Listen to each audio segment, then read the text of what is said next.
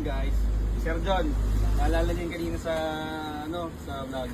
Siya yung ni-rescue natin kanina dun sa may Bige Bara, sir, no? Sir yung nag-walking kanina. So yung yung kanina wala talagang tubig. So pinapang lang papunta dito. Ngayon, yung temperature ni sir hindi na umaabot ng ng 100. Pero alalay lang sir ha. Thank you, salamat. So all goods na to. So pag-isipan niyo sir yung sa regulator. Pero for now, pinirit nga kanina sir, mababa yung temperature. So ayun. Ingat kayo sir sa biyahe. Okay, thank you sir kasi actually, check mo lang talaga. So wakto lang talaga siguro dito lang talaga ako tinirik. Dito lang talaga ako tinirik sa malapit dito sa area. Sabi ko malapit na yung GTE dito. Kasi tayo ko yung pinapanood. Followers pala si sir. Followers talaga ako. Tsaka itong yung live ni Sir Rafa. At kapag may mga PSN or mga ina, talagang pinapanood ko ngayon. Eh nga, ang hirap din kasi ang hirap magtiwala sa iba. Lalo na pag maglalabas ka ng sobrang laki ng pera. Parang yung quote sa'yo na sobrang laki is hindi na worth it. Dahil pagawa yung quote, yung 2K na lang, palagi ko pinapanood sa'yo. Honestly, parang pinapanood talaga.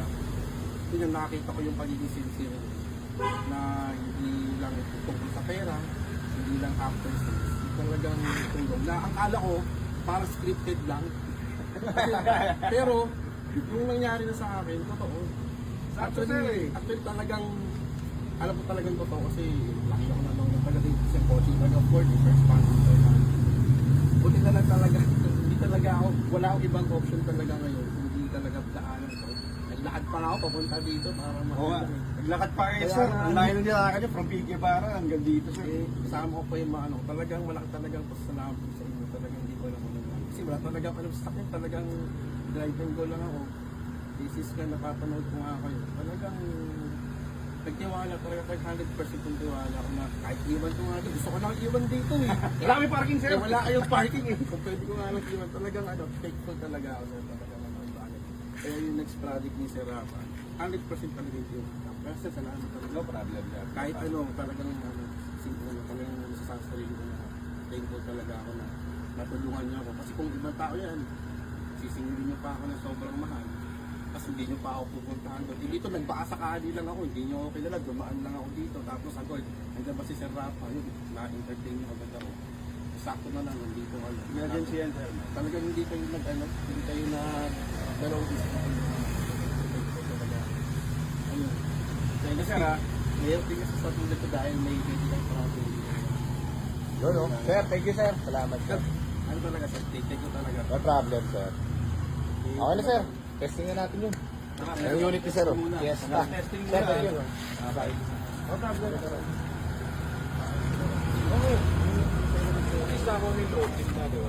Makabili ka man. Wala kasi na mabili. Ganun eh, makabili ka rin. Last check, sir. Wala.